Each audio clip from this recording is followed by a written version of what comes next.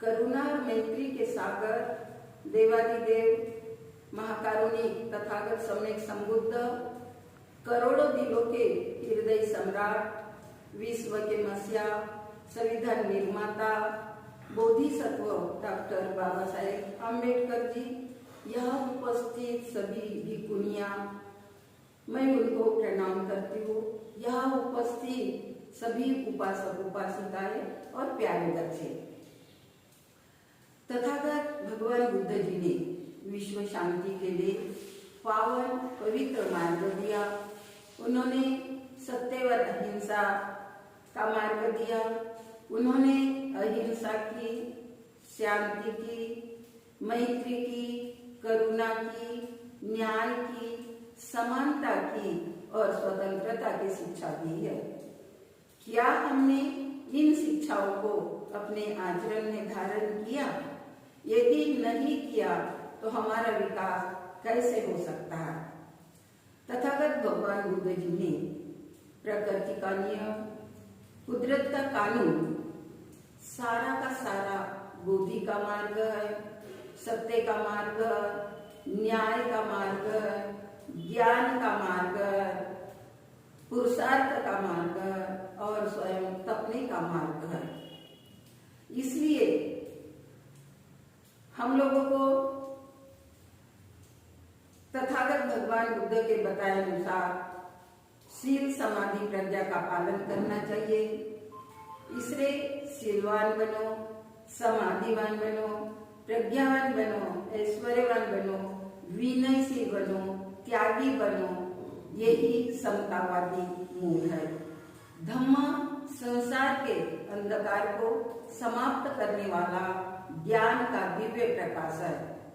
धम्म संसार के अंधकार को समाप्त करने वाला ज्ञान का दिव्य प्रकाश है। धम्म ही आपको अंधेरे से उजाले की ओर ले जा सकता है। बाबा साहब अम्बेडकर जी ने हमको मुक्ति दिलाने के लिए, मुक्ति का मार्ग खोजने के लिए उन्होंने मनुस्मृति का दहन किया, दुर्गति को समाप्त किया और जीवन जीने का उत्तम मार्ग बताया। यदि हम उनके बताए मार्ग पर चलेंगे तो हमारा कल्याण होगा, सबका कल्याण होगा और सारा संसार सुखी होगा। बाबा साहब अम्बेडकर जी ने कहा था, ये मेरे पढ़े लिखे लोगों, आज ये कारवां आप देख रहे हो, इसे मैं बड़ी त्याग, तपस्या और बलिदान के साथ यहाँ तक लाया हूँ। मैंने अपने 4 बेटे खोया, अपना घर खोया, घर परिवार खोया, अपनी पत्नी खोया, मैं अपनी भूख प्यास स्वास्थ्य खोया और मैंने अपने आप को खोया। तब जाकर ये कारवां आगे बढ़ा सको तो बढ़ाना, लेकिन पीछे नहीं जाने देना।